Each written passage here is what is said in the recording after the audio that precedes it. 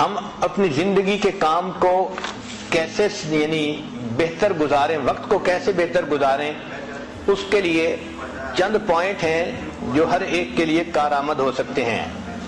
پہلی بات کہ اپنی نیند رات کے وقت میں پوری کر لیا کریں، پھر تہجد میں اٹھا کریں اور تہجد سے اپنے دن کی ابتدا کیا کریں۔ تہجد میں اللہ رب العزت کی طرف سے عنایات ہوتی ہیں۔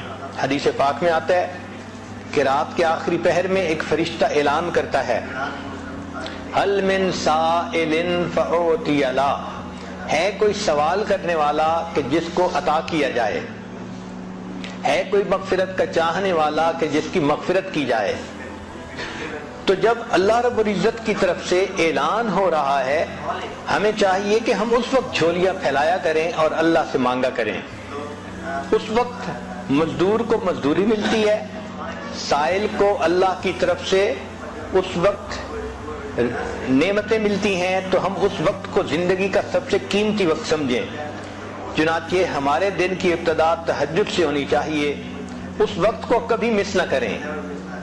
کوشش یہی ہو کہ ہر رات میں تہجد کی توفیق نصیب ہو جائے، جتنے بھی تھکے ہوئے ہوں تہجد میں اللہ کے سامنے جھولیاں پھیلا کر بیٹھیں تاکہ ہمیں اللہ کی طرف سے روزینہ نصیب ہو جائے۔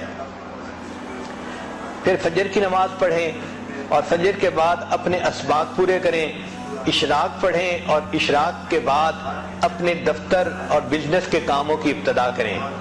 حدیث پاک میں نبی اللہ تعالیٰ فرماتے ہیں، اے میرے بندے، دن کے شروع میں تو 4 رکعت پڑھ لیا کر، میں سارا دن تیرے کاموں میں تیری مدد کروں گا، تیری کفایت کروں گا۔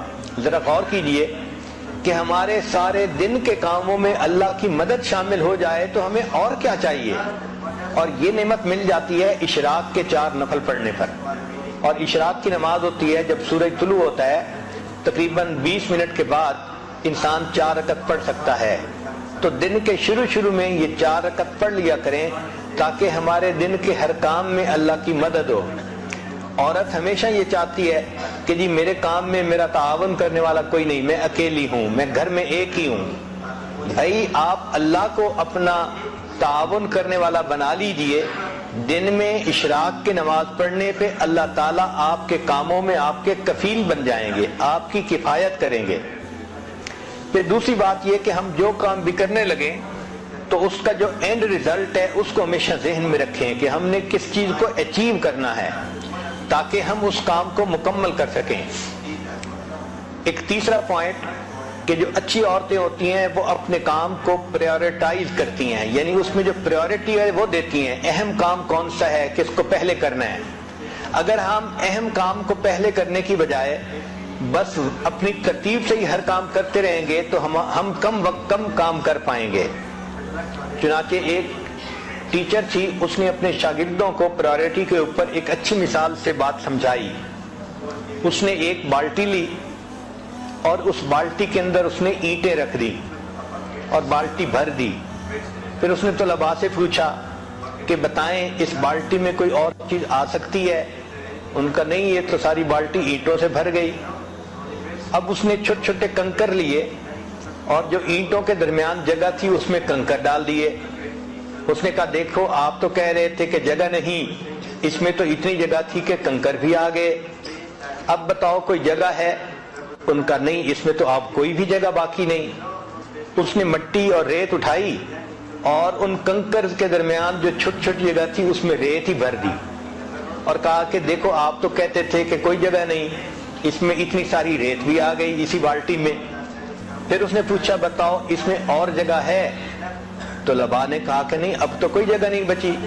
اس نے پانی کا جگ لیا اور اس بالٹی کے اندر ڈالا، چنانچہ اس پورا جگ اس پانی یعنی پورا پانی کا جگ بالٹی کے اندر آ گیا۔ اس نے کہا دیکھو ابھی اس میں اتنی جگہ باقی تھی۔ پھر اس نے کہا کہ اچھا بتاؤ کہ آپ نے کیا سیکھا؟ انہوں نے کہا کہ ہم نے یہ سیکھا کہ آپ اس میں جگہ بناتی ہی چلی گئیں۔ اس نے کہا نہیں، اس میں میں نے تمہیں یہ بات سکھانی تھی کہ پریورٹی اصل چیز ہوتی ہے۔ اگر میں اس بالٹی کو پانی سے پہلے بھر دیتی تو اس میں نہ اینٹیں آ سکتی تھیں، نہ ریت آ سکتی تھی، نہ کنکر آ سکتے تھے۔ میں نے پہلے اینٹیں ڈالیں، پھر اس کے بعد کنکر ڈالے، پھر اس کے بعد ریت ڈالی، پھر پانی ڈالا، تو یہ ساری چیزیں آ گئی ہیں۔ تو ہمارے وقت کی بھی یہی مثال ہے کہ اگر ہم پریورٹی کے بغیر کام کرنے لگیں گے تو کام نہیں کر سکیں گے، اور اگر پرائورٹائز کر لیں گے تو دیکھیں ایک کام کے اندر دوسرے کا وقت نکل آئے گا، دوسرے کے اندر تیسرے کا، اور ہم کئی سارے کاموں کو ایک وقت میں کر سکیں گے۔ آج ہماری زندگی کا ایک بڑا مسئلہ ہے کہ ہم وقتی کاموں کے پیچھے لگ کے اصلی کاموں کو بھول جاتے ہیں۔ اصلی کاموں کو کہتے ہیں امپورٹنٹ ورک، اور وقتی کاموں کو کہتے ہیں ارجنٹ ورک۔ جس عورت کو دیکھو ارجنٹ ورک میں لگی ہوتی ہے، امپورٹنٹ کام کو بھول جاتی ہے۔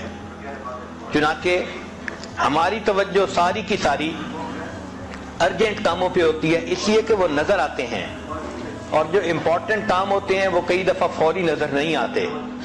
مثلاً اپنے مقصد کو سامنے رکھنا یہ امپورٹنٹ کام ہے، اور وقتی ضرورت کے پورا کرنا یہ ارجنٹ کام ہے۔ وقتی کاموں میں سے کال اٹینڈ کرنا یا سیل لگی ہوئی ہے وہاں سے کچھ شاپنگ کرنا یہ وقتی کام ہے، اور جو امپورٹنٹ کام ہے وہ ہے بچوں کی تربیت کرنا، خامند کو خوش رکھنا، گھر کے کاموں کو پورا کرنا، اپنے نفس کا تزکیہ کرنا، یہ امپورٹنٹ کام ہے۔ اب ہوتا کیا ہے کہ ارجنٹ کاموں میں لگ کے عورتوں کو نماز کی بھی فرصت نہیں ملتی، گویا امپورٹنٹ کاموں کو بھول جاتی ہیں۔ سکسیسفل پرسن وہ ہوتا ہے جو امپورٹنٹ کاموں کو یاد رکھتا ہے اور ان کو بھولتا نہیں۔ چنانچہ 3 لفظ یاد رکھیے، 3 سٹیپ ہیں کامیاب زندگی کے: اپنے کاموں کو پریورٹائز کرنا، دوسرا ان کو آرگنائز کرنا، اور تیسرا